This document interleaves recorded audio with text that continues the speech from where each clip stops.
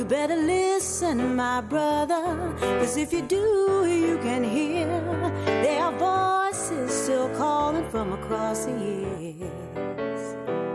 And they're crying across the ocean, they're crying across the land, and they will until we all come to understand. None of us are free, none of us are free, none of us are free, if one of us is chained, none of us are free, none of us are free, none of us are free, none of us are free, if one of us is chained, none of us are free. There are people in darkness. All right. Welcome, everybody, to the Labor Radio Podcast Network's weekly Wednesday live stream, where we interview labor leaders about current labor issues. My name is Jacob Morrison. I have a union talk radio show here in Alabama on 92.5 WVNN. You can also find us on YouTube and Facebook, all the social media, everything like that, at the Valley Labor Report, where my co-host and I talk to Alabamians about labor issues. My co-host today is Judy Ancel. Judy? Hi, Jacob, and hi, everybody. I am in Kansas City, where I produce the Heartland Labor Forum, a labor radio show that's been on the air going on 32 years. We started April Fool's Day, 1989. I don't know who the fools were, but I'm happy to be here. And we are supported by many of the local unions in Kansas City. Judy, thanks so much for helping me with this. And so what Judy and I decided to talk about was NAFTA and the USMCA. In July of 2020, the U.S.-Mexico-Canada Agreement, or USMCA, was put into force ostensibly as a kept promise, right, from President Trump's 2016 campaign. The USMCA is a renegotiation of the North American Free Trade Agreement, which was shepherded by Bill Clinton in the 90s. But since the USMCA's passage, there has been just very, very little discussion of it. And, you know, like many things in the Trump era, enormous news stories are totally swept away by the tide of daily controversies and even bigger stories. So we wanted to take a step away from the hustle and bustle of kind of the 24-hour news cycle and revisit this, because it's a really important topic and it's going to affect all of our lives, especially those of us with more manufacturing in the manufacturing sector. This is going to be affecting us for years to come. So we wanted to, revisit the renegotiation of one of the most consequential trade deals in American history, and hopefully we want to revisit that with the clarity that hindsight brings. We're going to be reviewing things that we knew then already, and hopefully we're going to learn some more that we can only know after it was passed, learn what its implementation has been like. Our first two guests are Lori Wallach, Director of Global Trade Watch, which is a division of Public Citizen. She's going to be helping us get a better understanding of the history of NAFTA and the USMCA and a broad overview of what those two trade deals did. And we're going to be talking to Eric Gottwald. He is the trade specialist with the AFL-CIO. He's going to be digging more into some of the labor aspects. And so in the second half, Judy, we're going to be talking more to Eric and also with your other guests about the agreement from the perspective of folks in Mexico and Canada. So Judy, talk to us about those folks. Okay, and yes, in the second half, we're going to be talking about NAFTA as a North American agreement and how it has brought us together in one common market in North America. Our guests are going to be Alejandro Villamar, who is from the Mexican Action Network on Free Trade and a longtime activist in Mexico for fair trade rather than free trade. And then we're going to be talking to Rick Arnold from Common Frontiers in Canada, who also has been a longtime activist looking for a much better deal for the peoples of our country and for the working people in particular. So they're going to be on in the second half of the show. All right. Thank you, Judy. So, Lori, we're going to go to you first. And I was talking to my co-host about this yesterday evening as I was driving home. And I was telling, trade deals, international stuff, that's really a blind spot for me. I'm a unionist. I have these socialist sympathies, and so I have an ideological kind of axe to grind. But as far as getting into the nitty gritty, I feel very kind of out of my depth when I'm talking about this kind of stuff. And I've heard some of your interviews. You seem to present things pretty well. So if you could, for folks like me, for the dummies out there that don't really know much, can you tell us about the trade environment before NAFTA and because I'm still not totally sure that I understand exactly what mechanically about NAFTA enabled so many jobs to be shipped overseas. And so talk about, what it was like before NAFTA, what NAFTA changed, and then we can get up to the USMCA and talk about what the USMCA changed from NAFTA. So, just condense half a century of American history into like 3 minutes, and we're going to be good to go. Well, thank you for inviting me. The dirty little secret of NAFTA and the agreements from, the 1990s on is they're not mainly about trade. The idea of calling them a trade agreement was like a branding stunt by the multinational corporations and governments that were in cahoots. The better way to kind of think about them is some kind of delivery mechanism for a whole smorgasbord of corporate rights and protections, and then serving up handcuffs on governments at the federal, state, and local level with respect to all kinds of stuff behind the borders that has nothing to do with trade. From things like food safety inspections, the way states decide to spend their state procurement money. Are they going to spend it locally? Are they going to have prevailing wage laws and other conditions?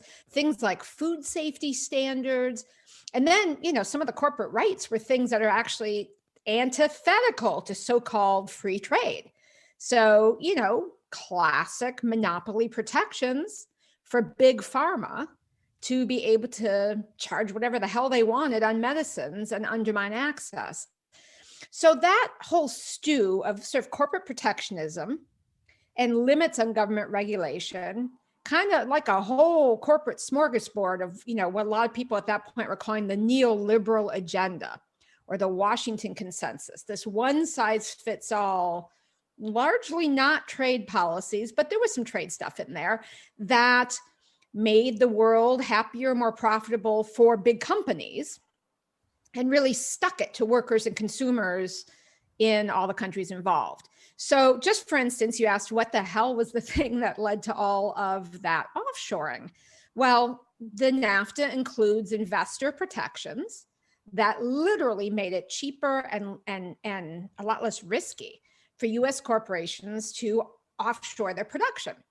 And knowing that labor rights in Mexico were suppressed with the government in cahoots with basically protection unions, a lot of those companies thought, wow, a lot of very hardworking, smart people just across the border who we can pay a pittance. And with these investor rights, there's no risk that might be typically associated with offshoring production to a developing country.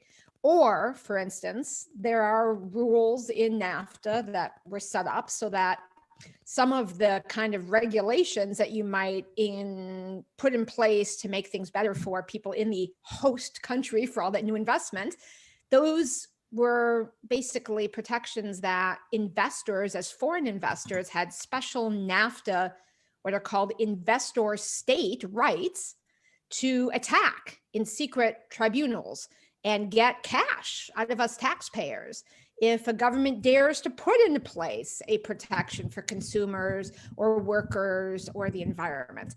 So that toxic brew got basically, including a lot of things that you could not get through the legislatures of these countries under normal procedures, gets all rolled together and branded free trade agreements. And the consumer groups and the enviros and the labor groups and the family, farm, and faith groups who opposed it in all three countries. That's when I first met Alejandro, who you're going to hear from in the second part of the show.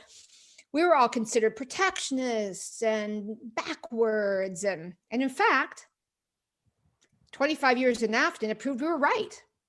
1 million US jobs are officially certified by the government under a program that's quite narrow, what it even includes as being offshored under NAFTA.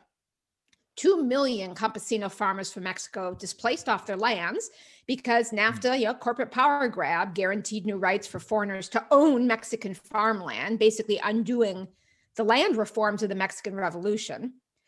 And $400 million are paid out to corporations doing those investor attacks over tax expands and timber policies and energy policies and water policies that were pro-people and pro-planet.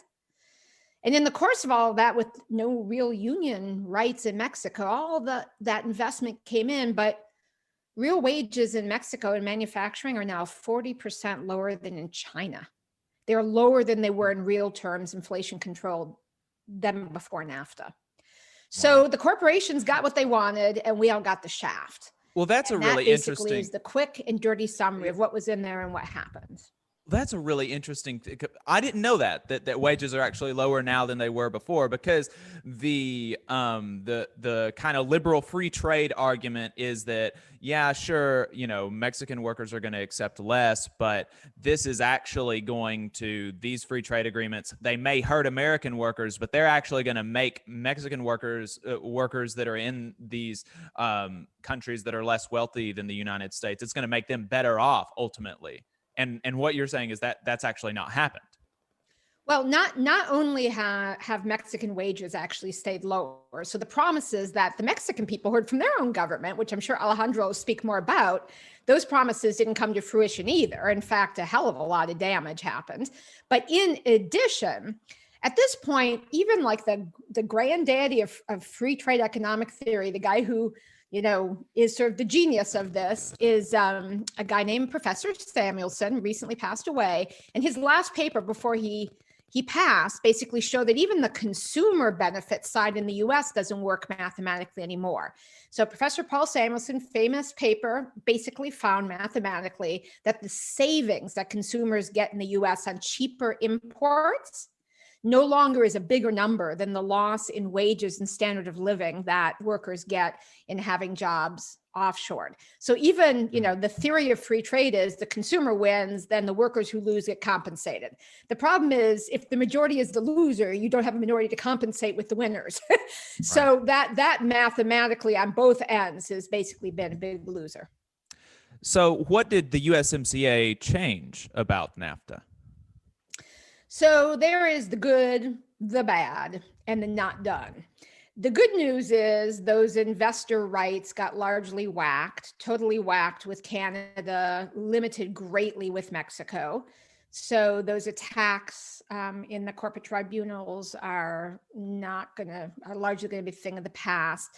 The outsourcing incentives in the investor section also got largely removed. There were some really outrageous environmental rules, like the Canadians, you're going to speak with the Canadian in the second section. The Canadians were very upset about rules that forced the government to continue exporting natural resources if exports were ever started. So if you wanted to save water, and if you wanted to not have tar sands oils being exported, once you started, you couldn't stop the spigot. It was called proportionality. And so the mandatory exports of natural resources language was taken out. I think Eric will speak more to this, but some significantly improved labor standards and enforcement were added that could make a difference if it's enforced. The environmental standards were improved a little, but not, a lot of stuff got left out, and there is no special enforcement gains there. On the job side, what are called the rules of origin were tightened up. So the way NAFTA was originally written, products could be from outside of NAFTA, outside of the Canada, US, Mexico group, and could still get the NAFTA benefits, like they could be mainly a value from China, and they could get in. And, if you want to have higher labor and environmental standards, you don't want leakage like that, because then the companies that do the right thing end up having to compete with goods made in China or someplace else, not under those rules. So the rules of origin getting fixed were important. And there were some other things like a sunset review that were half done. The bad news is they added some additional new bad stuff, including some new rights for the big tech giants. It's a chapter called Digital Trade. It's another of those branding stunts. It's not about trade. It limits regulation for privacy, for the big platforms' liability. Like when Amazon or someone sells you something, they say you can't sue them if it burns down your house or hurts you because they consider it a free speech protection. So some of those crazy big tech and monopoly rules related to that ended up getting added. And they're the things that didn't get fixed. So they're really bad NAFTA rules on agriculture that are the reason that so many people in Mexico got displaced. They're really bad NAFTA rules on food safety and product standards, and none of that stuff got fixed. And a lot of that bad stuff is also in the WTO. So some of it you can't even fix just in NAFTA because unfortunately it's also in the global agreement. So if you fixed it in NAFTA, like a lot of folks said, why didn't we oppose the USMCA? Because we didn't. Because basically we didn't support it. We didn't oppose it. We just laid out the pros and cons. But objectively, clearly, it was a much better agreement than NAFTA and was going to stop some of the ongoing damage. And if it gets enforced right, it could really help improve labor rights in Mexico. And at the same time, we couldn't support it because it had some new bad stuff. And some of it you can't fix unless you fix WTO as well as NAFTA. But it sure as hell was a step in the right direction.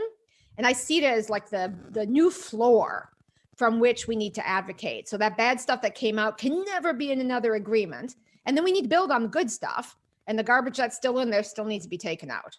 Right.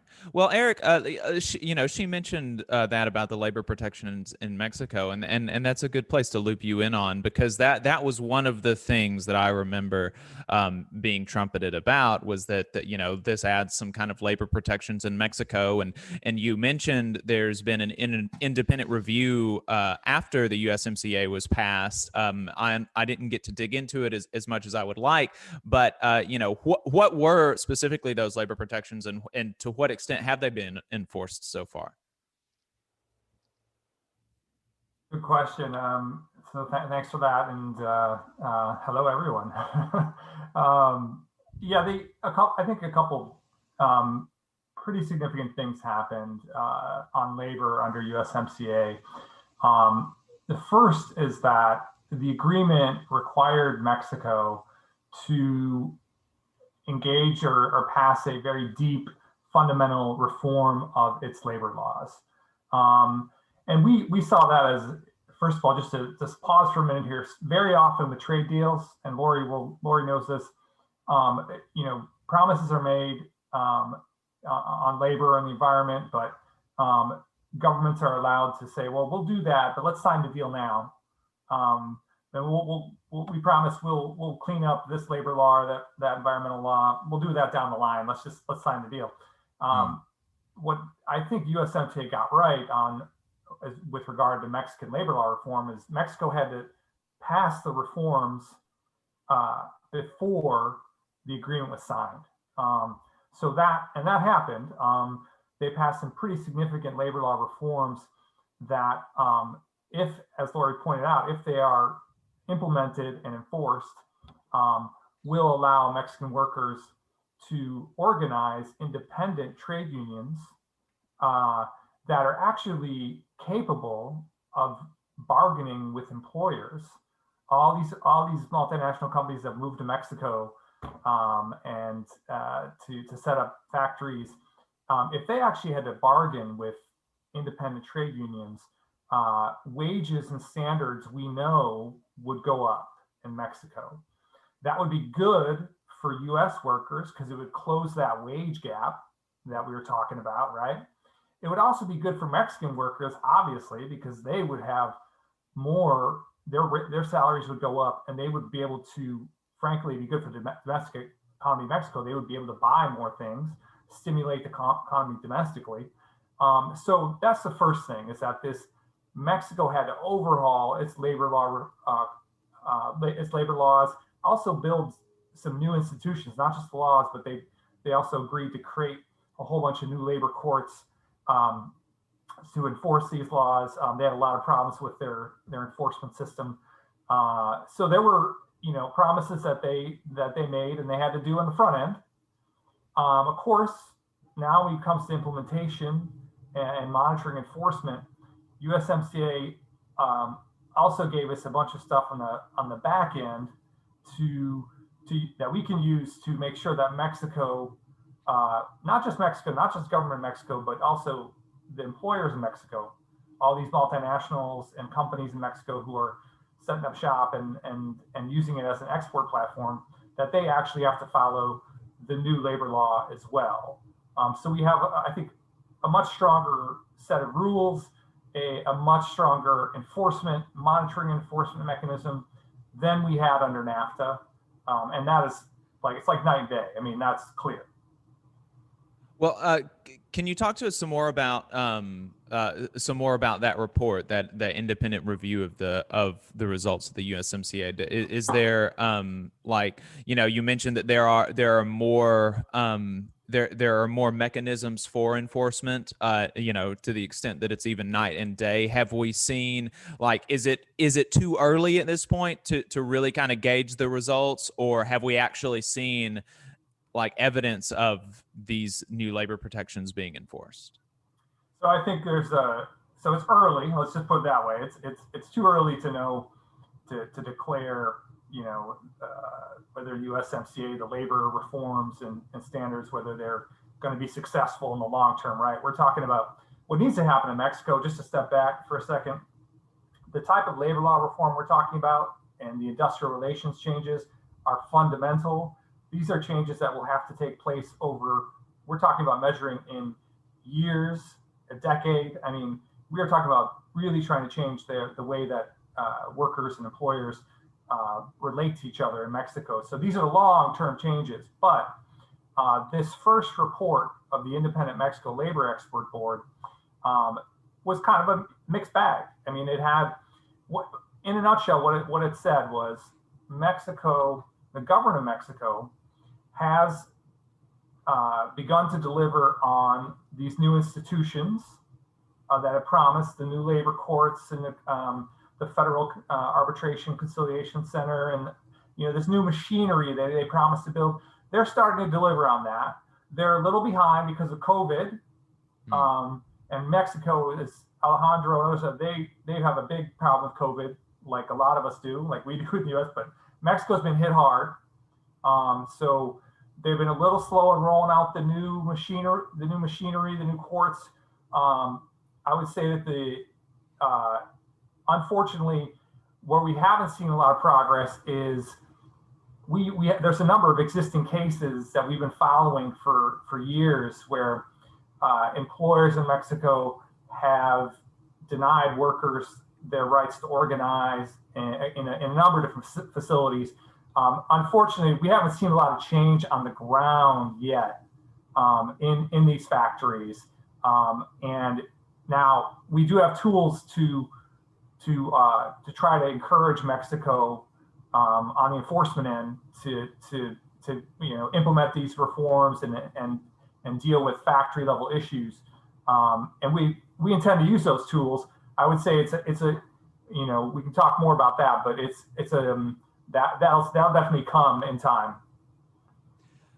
I'm interested in why Lori mentioned that they actually didn't endorse the USMCA. They laid out the pros and the cons, but the AFL-CIO actually did endorse. What was it that pushed the AFL-CIO National Federation to endorse it? And then, after you say that, I think probably to wrap up this half, I'd be interested in what kind of trade deal it would take for Global Trade Watch to endorse. I'd be interested in what is, if Lori gets to write the next trade deal, what does it look like? So Eric, what was it that pushed the AFL-CIO over the edge and said, we want this to happen? Well, first of all, I want to say I would love Lori Wallach to write the next big trade deal. Can we just get that out there right now for all your listeners? But no, I mean, seriously, I think there were, three things that I would point to that got us to yes. The first thing is you got to remember, we're not talking about a country, Mexico and Canada, with which we had no trade agreement. We already had a trade agreement. As Lori talked about, NAFTA, it's terrible. Okay, so the baseline was really terrible for workers. When we saw the opportunity to fundamentally rewrite Mexican labor law have these real monitoring and enforcement mechanisms, both with regard to the government and individual employers in Mexico. And I think when we saw that some of these corporate giveaways that Lori was talking about, these extended pharmaceutical patents and this investment state dispute settlement, when that stuff was also taken out, we saw a deal that we could endorse, to improve the trade framework in North America. Because remember, we're starting from NAFTA, and that's like being way in the basement. And I think USMCA has got us back up to the ground floor, and that's improvement. It's not perfect. It is far from perfect, but it is now the new floor for us. Any trade deal that the U.S. negotiates now has got to be at least as good as what we got on labor with USMCA. So then, Lori, what somebody gives you a magic wand, gives you the pen, and you write the next trade deal. What does that look like? What would it take for? Well, maybe that's two things. What would it take for Global Trade Watch to endorse a deal, and then what does the perfect trade deal look like? I just want to underscore what Eric said, which is, the reason we didn't oppose this, and one of the reasons they support it, and the reason most Democrats, almost all the Democrats, voted for it, is the NAFTA was like at the 12th ring of hell. The changes brought the agreement up to the crust. So our butts are still feeling the heat. There's a lot more to do, but we're not, in eternal damnation state. And so when I think about what it is that, we would do next, is you would build on that floor. So you wouldn't leave the little piece of investor state dispute settlement in there. You'd whack the whole thing. And you wouldn't add new powers for corporations like the stuff for the digital companies. You take the rest of the IP protections for pharma that we got it back to NAFTA and a little bit better than NAFTA. When Trump originally renegotiated, he had all kinds of new giveaways. And so, but it still isn't the agreement that helps make sure that technology is spread so people can get affordable medicines. You would get rid of all of the stuff that is basically regulatory handcuffs. In a trade agreement, the standard should be national treatment. You treat the stuff that you make or that you offer as a service the same as the foreign stuff. And the consumers, the workers, we decide in our domestic entities, what is that standard? So if a country decides they don't want GMOs, the eaters decide, then we shouldn't have to fight them to have a right to export the stuff they don't want. And so that standard of, what's really about trade, and then you put in the missing stuff. So what's missing? There are international labor standards through the ILO. Right now, they don't have the status relative to the trade agreements, except in NAFTA now, and the new revised NAFTA. We still call it revised NAFTA because we don't think it's good enough to get a totally different name. But in the revised NAFTA, you would basically build up so that, all right, we've got these international standards. We're not telling other countries, do it our way or else. They signed on as a sovereign, and enforcing those rules needs to be given precedence over just the commerce. Same thing with the multilateral environmental agreements. So there are standards out there, the United Nations human rights standards, the World Health Organization has a whole set of agreements around tobacco and other stuff. So there is this whole people law out there internationally that's not enforced. And that needs to become the floor of decency. That's a condition so that we have international law, like we have national law. The states can go better. But the states can't go below the national standard for OSHA protections, for wages, for environmental standards. But there's nothing like that for the global economy, but you have multinationals that can then play countries off each other. So you take out the stuff that shouldn't be there, you put in the stuff that's missing, and then you dose the whole thing in a lot more democracy and transparency. And really, it's about de-corporatizing, de-rigging, and the agreements as is, and then putting in the human stuff that's been missing all along. And there are two things, there's just some people too for details. Jared Bernstein, who's now on the Council of Economic Advisors, and I wrote a paper called Progressive Rules for the Global Economy. So if you just look up Bernstein and Wallach and trade, it'll pop up. And then there's another really cool thing recently, just written 2 months ago, the Modern Agreement of Amity and Commerce. And it's a woman who's actually originally Canadian, Beth Baltzan, Baltzan, who is someone who worked at the Trade Representative's office. So she was on the inside in the belly of the beast. And she came to the conclusion that existing trade rules did not suit most people. And she wrote a model trade agreement that shows, and I would that is an agreement public citizen would support. It shows how you could get the benefits of trade without the baggage. And she also deals with the issues like currency manipulation and monopoly, because corporate globalization and monopoly go hand in hand. So I'd vote for that. Lori, thanks so much. That was great. I agree with Eric. We should let you write the next trade deal. So with that, we're going to go to break and go into the second half. We're going to keep Eric on from the AFL-CIO. We're going to be talking to Alejandro from Mexico and Rick from Canada to dig in some more to the USMCA. Folks, we will be right back with the Labor Radio Podcast Network's weekly live stream.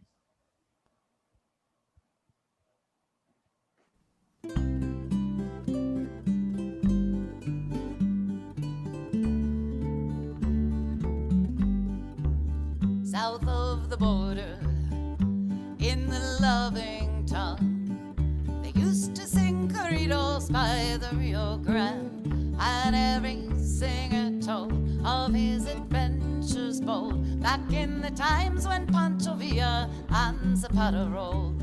South of the border, how the times have changed.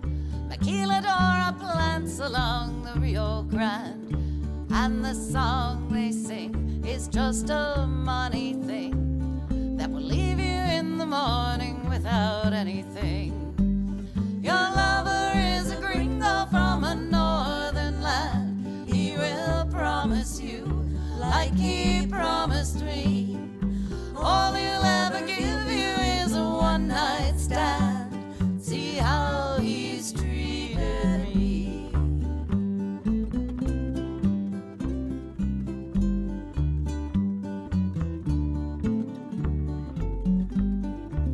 South of the border, like the peso shines, the flowers come to bloom beside the Rio Grande. They find a job that pays below the living wage. They'll wither in the sun before they come of age. South of the border. That song, Maquiladoras, was sung by Ann Feeney. And of course, maquiladoras are the factories across the border in Mexico. It was sung by Ann Feeney and written by Larry Penn. It previews our next segment. Ann Feeney died a week ago of COVID-related pneumonia. She was a friend to me and to union activists everywhere. One of her best known songs was, "Have You Been to Jail for Justice?" Ann had. She never missed a picket line if she could help it. She sang for the strikers, and when she traveled to her next concert, she'd raise money for them. She was a kind of traveling musical Mother Jones. Utah Phillips called her the greatest labor singer of our times. We will all miss her. I'm Judy Ancel, and I introduced myself. My show is the Heartland Labor Forum in Kansas City. You can find us at kkfi.org. I'm also a labor educator, and I have been an international trade activist since NAFTA was passed in 1993. I took my first trip to the border in 1994 and met maquila workers and joined an organization that would help organize maquila workers. It was a US, Canada, Mexico organization called the Coalition for Justice in the Maquiladoras. It was founded by the AFL-CIO, as a matter of fact. One of the things I learned as I learned about the conditions was that NAFTA made Mexico safe for multinational corporations to invest. That was its prime purpose. And the other thing I learned was that only international labor solidarity was going to be able to raise the standards for all of us in North America. So in this program, I wanted to talk about international labor solidarity and talk about how our labor movements and progressive people from our three countries can benefit from the USMCA if we can, and how we can proceed to build that solidarity in the future. Our guests are Rick Arnold, who's been fighting free trade longer than I have, I think. He retired as executive director of Common Frontiers, a national coalition of labor, faith, and social justice organizations focused on the Americas. They are dedicated to the defense of human, labor, and land rights, as well as environmental justice, strong public services, and support for accountable, transparent, and democratic governments throughout the Americas. Rick was a Canadian representative to the Hemispheric Social Alliance, participated in meetings on the USMCA in Mexico City, and is a member of the Council of Canadians. He joins us from Northumberland County, Ontario. Welcome to the show, Rick. Thank you, Judy. And I met Alejandro Villamar during struggles to support maquila workers in the 1990s. He was a founding member of the Mexican Action Network on Free Trade, and although he's now retired, as a researcher, trade union leader, and advisor on related issues. Both Alejandro and Rick are activists searching for alternative policies to neoliberalism. Alejandro joins us from Mexico City. And welcome, Alejandro. Thank you, Judy. I'm glad to be here. And well, it's great to have you. Can each of you give us a brief overview of the benefits or losses that resulted in your countries from NAFTA and what unions wanted to get fixed in the renegotiation? I'm going to start with you, Rick. Sure, Judy. Let me take us all back for a moment to the early 90s, where the current or the previous NAFTA was being negotiated.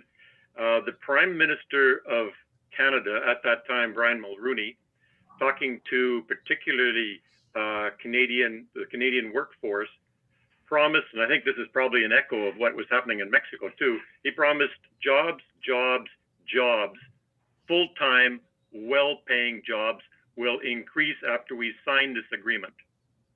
That was his mantra. So what actually happened in the subsequent years? Well, between 94 and let's say 2000, the job numbers didn't vary greatly. They sort of stagnated. But as of the year 2000, between 2000 and 2017, Canada lost 540,000 manufacturing jobs. You have to multiply this by a factor of at least 10 if you understand what it would mean in the US context. Canada's GDP, gross domestic product, grew at a slower pace in the 25 years after the first NAFTA than in the 25 years before NAFTA. According to Unifor, which is the union that represents the auto workers in Canada, 9 out of 11 plants that were built in Mexico during NAFTA 1 9 out of 11 were built in Mexico. So what we have seen, and when you look behind the statistics, we're seeing in Canada over the last 25 years, the hollowing out of full-time unionized employment. And it's been shifting quite quickly over the last number of years to part-time, poorly paid, precarious jobs. That's the scenario that we face as we now, as of July 1st, with the ratification of what we're calling, I guess, the NAFTA 2.0, we tend to call it here. That's what we're facing now as that starts to go into implementation. Sure sounds like the neoliberal model for how to screw labor. That was a good summary. Thank you. Alejandro, how about Mexico? Well, first of all, thank you for the invitation. Well, I would like to say that the GILS NAFTA, it mainly favored the interests of large corporation investors and armed workers, small producers, and peasants. USMCA continued the same model in general. However, some very important advances must be recognized for the interests of workers, the environment, and the elimination of the intention to take over the Mexican energy sector. Under the USMCA, there are advances in the regional content of some products that will strengthen greater regional trade integration. A fundamental place occupies, as you know, the automotive and auto parts sectors.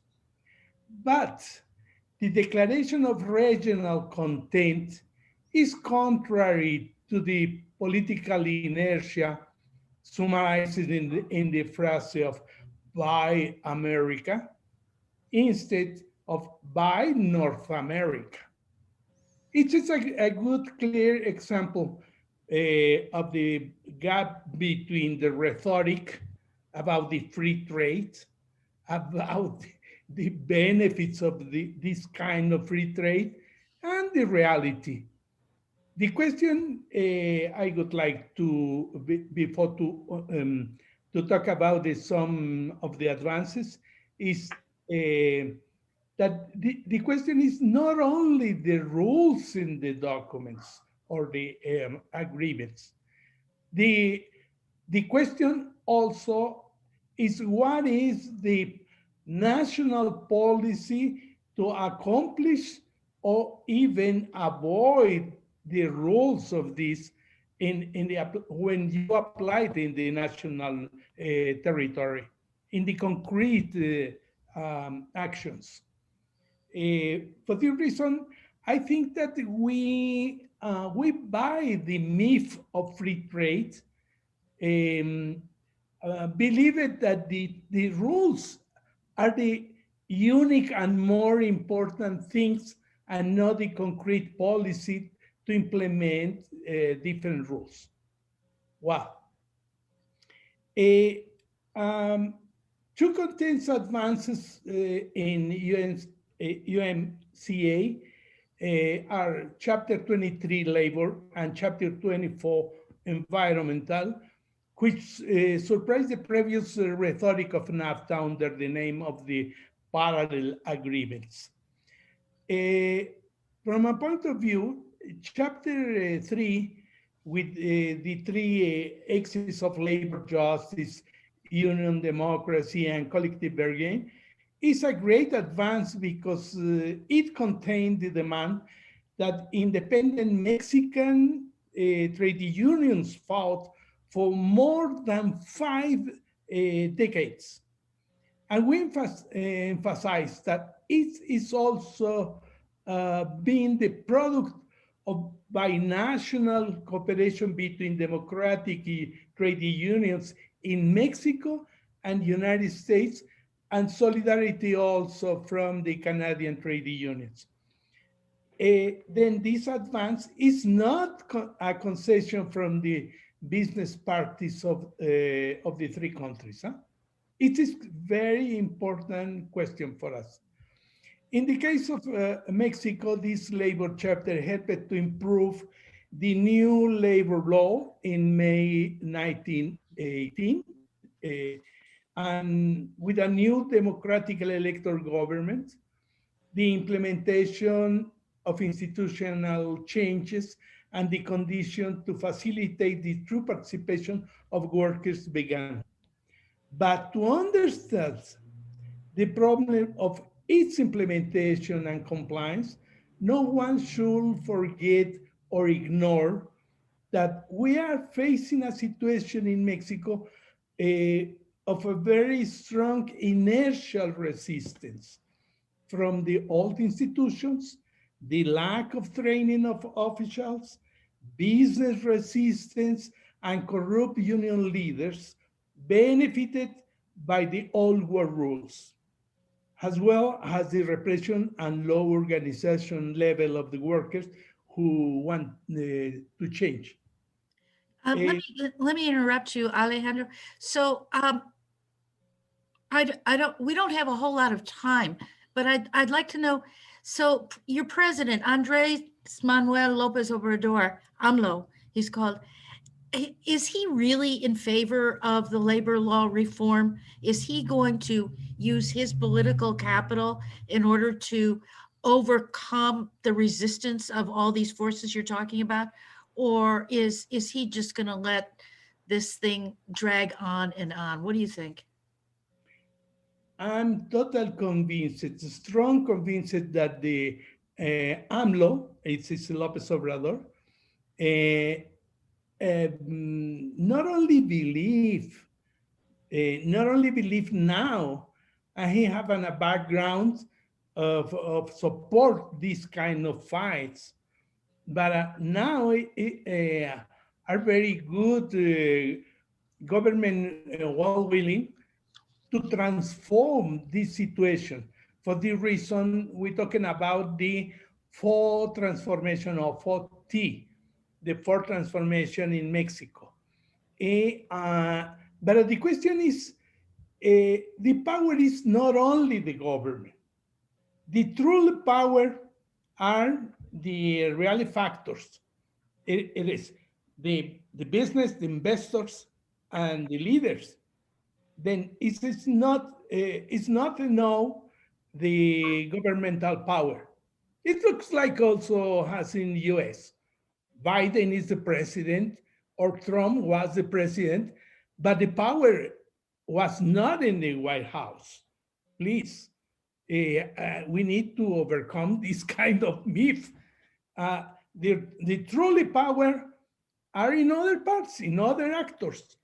Then the question, the political challenge is how to overcome this resistance, how to increase the participation of the workers to take part in this transformation. Oh, okay. Let me interrupt you there because I want to get back to that later on, and we could talk about what the workers in Matamoros have been doing, because I think that's one reason. But I want to ask Rick. Rick, what did labor in Canada get from the USMCA, and what didn't it get that you think it should have? Well, what it did get, and I guess it's in concert with what labor in the U.S. was hoping for, was a chapter which now will push, I guess, labor reform in Mexico. It's an odd situation, I have to tell you, though, because, and I don't know if you are aware of this, besides the rapid response ability of the United States and Mexico around the new labor laws and the attempt to make sure that everything stays on course for those changes to be made, there is a parallel one, and a parallel chapter in NAFTA 2.0 for Canada and Mexico. And what Canada is doing is it's abdicating its responsibility, and it's allowing the U.S. Labor leaders and others to go ahead, hoping that they will be able to wring significant concessions out of the Mexican government. And oddly enough, Canada had a little bit of money to put into the Canada-Mexico portion of the negotiations around the Mexican labor law, and they designated that money and they're giving it to U.S. organizations, not to Canadian unions. So it's a very odd thing, but I sense that what's happening is that the government is standing back, and perhaps some of our labor leaders are standing back and saying, the U.S. will deal with this. That's great. We don't have to worry about it. Interesting. Okay. Well, you know, Mexican workers in Matamoros looked at, I guess, both the labor law reform and the fact that AMLO increased their minimum wages by a significant amount. I mean, keep in mind the fact that the wages in Mexico along the border, despite the great productivity of the maquiladoras, wages had been absolutely stagnant since 1993 when NAFTA was passed. But yet last year, the wages of workers along the border were, what was it, doubled, Alejandro, I think? But the workers are organizing. Can you talk about that and what kind of a challenge this is bringing to push the Mexican government and the state governments to actually implement the labor law reform? And can you talk about Susana Prieto Terrazas? Wow. Susana Prieto Terrazan is the labor lawyer, which play an incredible role during the successful strikes in the border. And he she came to she can to mobilize 48 companies and workers from the 48 companies, and to fight not only for the salaries and successfully obtain the increase of the wages, but also for first time in many decades to organize the first free trade union in the border. It is a very, very important, but at the resistance of the local government, right wing, and also the leaders, was continued to be terrible against the workers, but also even to the Susana Prieto. Even after the big strike, the government in connection with the judges even prohibit this labor lawyer to live and to work into the city. And was in the Yale has very good songs described also, and now it's prohibited for her to come into the city. It is the violation of all laws, all international agreements. This is the concrete resistance of the big companies, because our complicity between the political power, but also the business owners. Right. Okay. So let me. We only have 5 minutes left, and I also want to bring Eric back into the conversation, because now we've got a labor representative from the U.S. and we've got the two of you from Mexico and Canada. How can international solidarity push this thing and make this thing work so that we get increased rights for all of us in North America? I don't know who wants to go first. How about you, Rick? Because I think, Rick, you're one of these visionaries. Well, thank you, Judy. I hope that's true. Anyway, listen, all I would have to say, and Alejandro, if he wants, can go into more depth on this, is that there are some models out there. And one of the models is the Hemispheric Social Alliance. That model, which was created, but not only in North America, but for all of the Americas, was created with labor as one of the key components. Labor leaders is key to that, but it also had many other sectors of society involved. And it was a joint effort, and it was a self-monitored, self-propelled effort by various countries. And it was through that sort of coalition that over a 3 to 4 year period, they all came together, all of us from different countries came together and were able to stop the FTAA in its tracks in Argentina. And so I would suggest that one of the models we should look for in terms of labor solidarity in the 3 countries in North America is, one, they have to be able to talk to each other. They have to be able to see each other.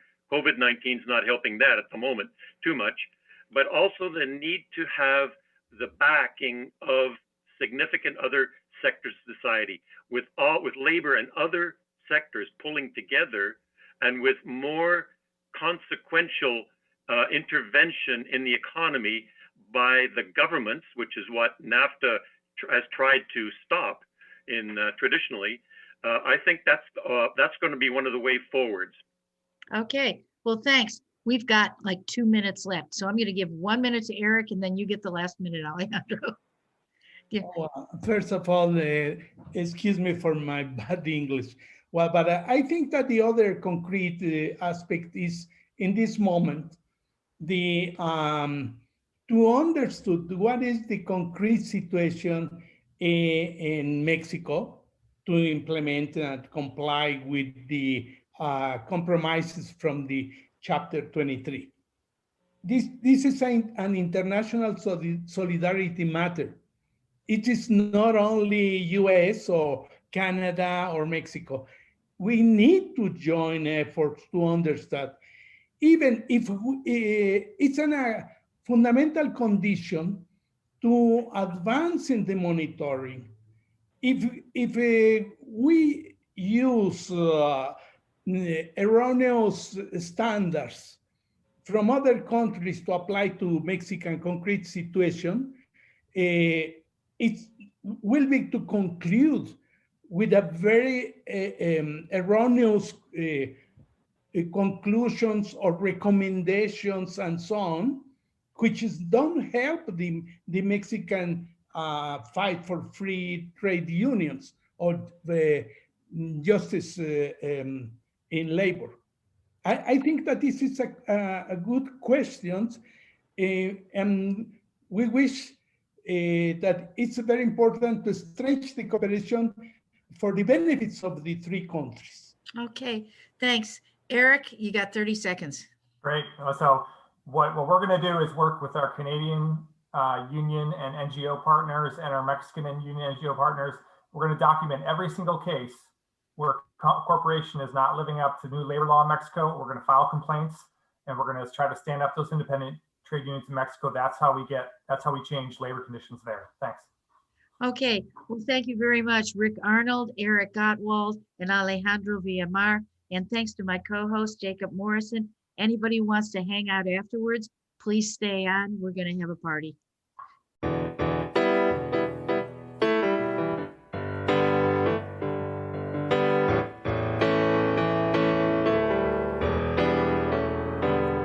You better listen, my brother, 'cause if you do, you can hear there are voices still calling from across the years. And they're crying across the ocean, they're crying across the land, and they will until we all come to understand. None of us are free, none of us